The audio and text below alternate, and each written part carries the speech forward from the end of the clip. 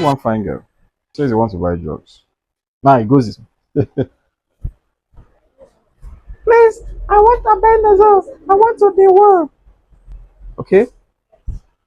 1 milligram do you want? 400 milligram. And finally, you hand over 400 milligram of albendazole to her. And the next thing, she turn back and start going. Then when you now ask, fine girl, Fana, do you know how to take this drug? He said, yes, I know how to take it. We take it in the morning on empty stomach. Okay, on empty stomach. That's pretty good, but that's not the best practice. And then when you try to advise her, this is how we used to take it before. Even our forefathers used to take it like that. How are you not saying otherwise? You are not wrong, fine girl, by taking it on empty stomach, but that is not the best practice. And that is why I'm here to give you the best practice. What does MD say about albendazole? In the book of MDs 548, it states that 400 milligram of this tablet, being in caps, or 200 milligram, being in caps, or in suspension, especially in tablet, should be chewed, crushed, or swallowed, and taken with food. Why? Because this particular albendazole have poor bioavailability, and by the time you chew it, what happens? You are increasing the surface area and taking you back to chemistry.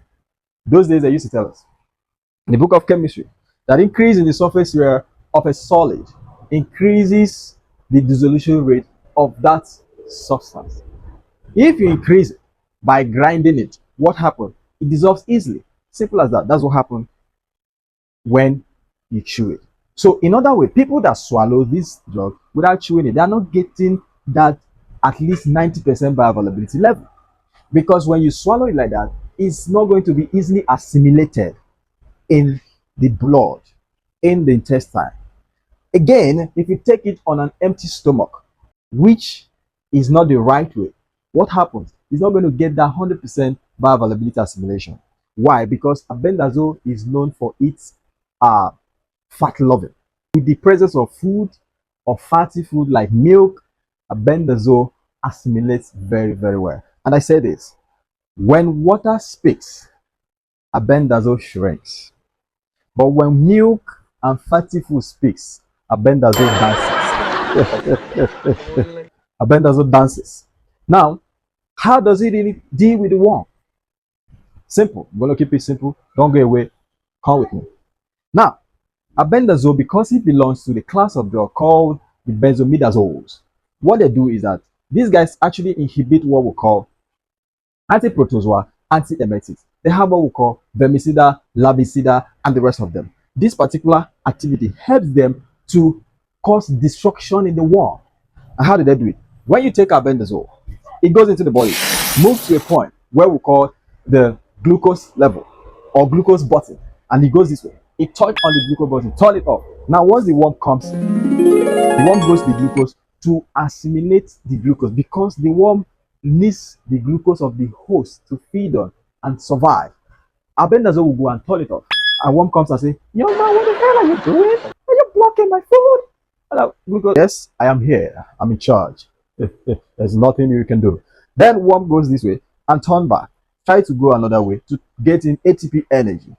The albendazole says otherwise. Goes in there, turn off that button as well. And the worm walks back. The next thing,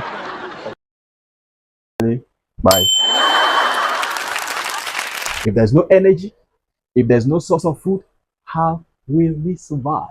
Simple as that. That is how albendazole is being able to terminate this worm. But most importantly, I want you to know that the ideal practice of taking albendazole, especially the chewable ones, the likes of the Zolad and the rest of them, it should be chewed, swallowed with fatty food. So the idea of taking it in the morning is holding this practice. Don't be something they do.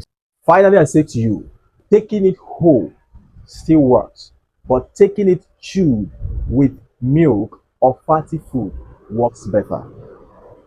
If you are not informed, you are deformed. If you are deformed, you cannot perform. And if you cannot perform, you don't finish.